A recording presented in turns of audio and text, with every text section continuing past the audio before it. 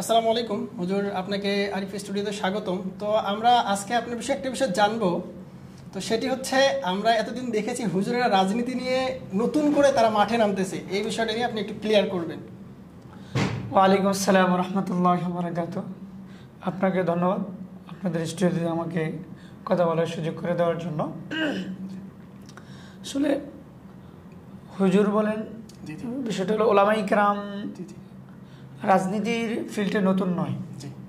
না না, নতুন করে হুজুর আপনারা কিন্তু নামতেছেন মাঠে, এর আগে কিন্তু আপনাদেরকে বিষয়টা এরকম না।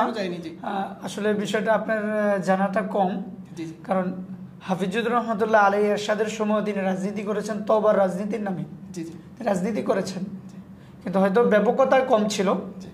কিন্তু ওলামাই কেরাম শুরু থেকে রাজনীতি করতেছেন। আর আর দেশের জন্য একজন ওলামাই কেরামে রাজনীতি করার জন্য সবচেয়ে বেশি হকদার। কারণ হলো, আমি একটা শুধু এক্সাম্পল দেব, তারপরে সামনে যাব, আপনার প্রশ্নের উত্তর দেব।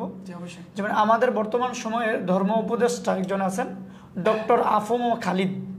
বাংলাদেশের ইতিহাসে এই প্রথম ইনি হজের দায়িত্ব নেওয়ার পরে মানুষ হজ করে আসার পরে রিপ্লাই করে তাদেরকে টাকা ফেরত দেওয়া হয়েছে। এটা বাংলাদেশের ইতিহাসের প্রথম, আর এটা একজন আলেমের দ্বারাই সম্ভব হয়েছে। সুতরাং আগামীর রাজনীতি দুর্নীতিবাজ, চাঁদাবাজ, দখলদারিত্ব এবং ইসলাম এই হুকুমত কায়েমের জন্যে এবং হিন্দু, খ্রিস্টান, বৌদ্ধ, ইহুদি, নাসারা, মুসলিম সবাই শান্তিপ্রিয় হওয়ার জন্য একমাত্র আলেমদের রাজনীতির ফিল্ডে আসা দরকার। এই জন্য ওলামাই কেরাম সবাই আরো ব্যাপক আকারে রাজনীতিতে চলে আসছে, সামনে আরো আসবে। এজন্য যারা বলবে যে হুজুরের রাজনীতি আসলে তো মনে করেন আপনার হাত কেটে দিবে, তো চুরি করলে তো চোর বলবেই, সুতরাং আপনি বয়ার তো কোনো দরকার নাই। অবশ্যই একটু সময় দেন। তো আমরা ইতিমধ্যে একটা ভিডিও দেখেছি যে এখানে বলা হয়েছে যে হুজুররা এখন নতুন করে কামব্যাক করতেছে। তো এতদিন হুজুরকে দেখা যায়নি, হুজুরদেরকে কখনো এইভাবে মাঠে ফিল্ডে দেখা যায়নি। সো এই কোশ্চেনটা আপনাকে করেছিলাম যে এই জন্য যে আমার কাছেও মনে হয়েছে বিষয়টা কি নতুন করে আপনারা কি মাঠে নামতেছেন নাকি রাজনীতিতে, আবার এরকম মনে হয়েছে? না, আমরা নতুন করে মাঠে নামি নাই, বরং আমাদের পুরাতনটাকে আমরা নতুন ভাবে উদ্যমী হয়ে আগ্রহী হচ্ছি। যেমন হাফিজুর রহমতুল্লাহ রাজনীতি করেছেন, সেই আরো 30-35 বছর আগে থেকে তওবার রাজনীতি করেছে।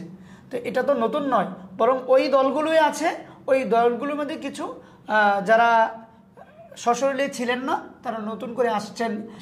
এবং আমরা দেশের যে অর্থনৈতিক পরিস্থিতি এবং মানুষের হত্যা, মহামারী যে পরিস্থিতি আসতেছে, এ থেকে উত্তোলনের জন্য একমাত্র উপায় হলো আলেম, দিন, ইসলাম। হ্যাঁ, অবশ্যই মানবতা রক্ষা, দেশ রক্ষা, ইসলাম রক্ষা, এটাই হলো রাজনীতির মূল পদ্ধতি। কিন্তু খুব দুঃখজনক বিষয় এবং পরিতাপের বিষয় হচ্ছে ভাই, বর্তমান যে রাজনীতি, এটা একটা অপকৌশল এবং অপরাজনীতি এবং মানুষ হত্যা, দেশ হত্যা, আগুন জ্বালাও, পোড়াও, এগুলোর রাজনীতি হয়ে গেছে।